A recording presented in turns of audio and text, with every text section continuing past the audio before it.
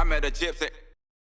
I can't imagine the like the first time you get to ride one of those bikes because, dude, like Ivan Tedesco, oh, stop it, Pro Circuit 250F, like that is just the baddest shit ever. And you're right, man, like they've kept that look. The team always kind of wears the similar colorway. It's like that's just, I don't know. It's like if there's ever a saying of if it ain't broke, don't fix it. It's that Pro Circuit outfit. Yeah, totally. I mean, like even I feel like just the side of the engine always look the same, and like I analyze stuff a lot. I think a lot of stuff's pretty cool. So like the water pump cover has always been that red color, and like Mitch has just kept his stuff so similar.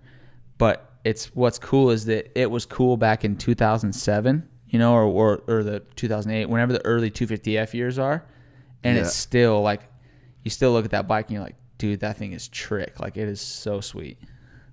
Yeah, man. Nah, that's the it's making me want one of those bad boys. It's pretty rad.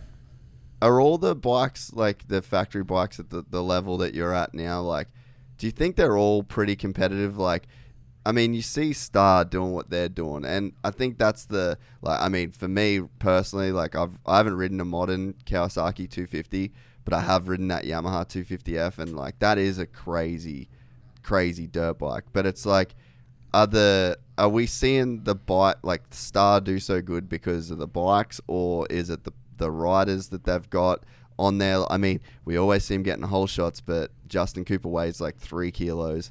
Jeremy Martin weighs 4 kilos. So it's like, I mean, is it even skewed a little bit to where it's just like where we think that those bikes are better than what they are, and really like everyone is so level? Maybe so. I think that, like that's kind of, there's been like an impression that, like that bike is just on a whole nother planet. And I haven't ridden the bike, but I do know that our bike is very competitive. I've been happy with the bike. Like, we got a new bike too this past year. And the work that they did for that thing, they had the old model, or the prior model for, I think it was 3 years, I want to say 4. And it was like all new redesign. We had a hydraulic clutch and a lot of new things on the bike, and they've worked super hard to get it back up to, this level that it's at. Like from stock form, we do a lot of stuff to the bike, or the teams do. And, but I definitely feel like we're competitive, and I feel like most of the manufacturers are competitive. And I think that's why, like, there's a lot of close racing. I mean, you see multiple different bikes winning some of the outdoor races, and like I think that, just like I said earlier, like everyone's working everything they can do to be the very best. So I think everything kind of just works in waves, like, I mean, and like I said earlier, like I want to be the guy to end that wave of, the other teams winning. I want to win. So, and I truly think that I can win on this bike, and like I think that it's very competitive, and the whole team is. So I look forward to continuing to improve with the team, and like I think that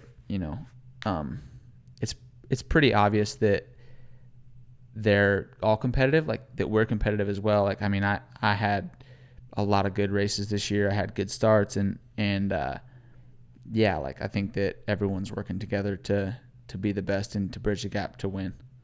Yeah, and I think that what you're sort of finding out right now, and like what you're going through in your career, is that it sort of isn't just on you, right? Like there is this whole kind of team dynamic that comes together, and whether that's like your girlfriend, then the relationship that you got with Nick, and then AC, and then you've got the relationship with the team. It's like part of winning a championship is just not being the fastest guy, right? Yeah, totally. I mean, the ability to work with the team and my trainers and everything is so important. Like, you can have the best bike ever, but without being able to work together and utilizing your resources, like you're not going to be able to make it happen. I think that I have every resources. I have all the resources, like our suspension guys, the motor guys, everyone, like as long as, I am able to work together with them and communicate properly with them, that they're going to throw everything at me. Like that's another thing that, I'm always willing to do whatever it takes. And I feel like my group of people around me are also willing to do whatever it takes. So that's super motivating too, to be able to, when we're at the test track, like they'll test till I'm happy. And that's like pretty motivating to have people, the group of people in together with the same goal in mind and the same, like the same end goal, basically. Yeah. So you get all that momentum and everything, and you're kind of grinding, and then you get an injury and it just stops. And you spend so much time focusing on moto. Like it's just this lifestyle that you live. So when you get an injury like what you had and you've got all this downtime, like what stuff do you look towards? Like what kind of keeps you going through those days? Like what keeps you entertained? What other stuff are you getting into to sort of pass that time until it can go back into dirt bike mode, apart from therapy?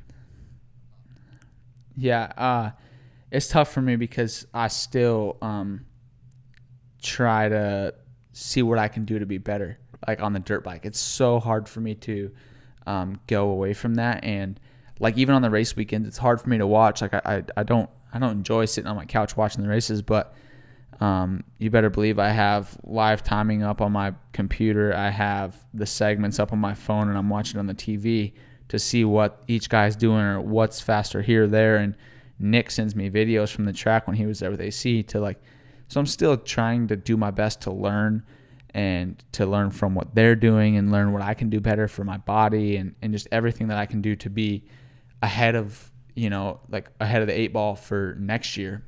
But also like during some of my downtime, actually my girlfriend's a country music singer.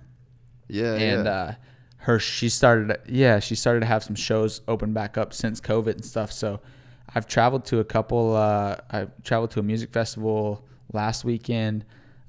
She's had a few shows that I've gone to, and that's been kind of cool to kind of just see what she does. I've when I'm full bore, like I'm not really able to go see, her shows are on the same weekend as my races are, and we kind of split off and in the past year, like a lot of their stuff was canceled, so she was able to come to some of the races. So it's been cool to be able to go support her and see what their stuff's all about and understand that industry a little bit too, which has been fun to kind of go do something else. But it's, when you got an injury and like, we're paid to be an athlete, like a lot of our days still taken up every single day of, it might not be the first few weeks of grinding on a bicycle, but whether it's therapy for swelling, and I mean, I'm driving to Newport to get, different types of therapy done on my knee. Like it's still a full-time job, and you have to take it that way.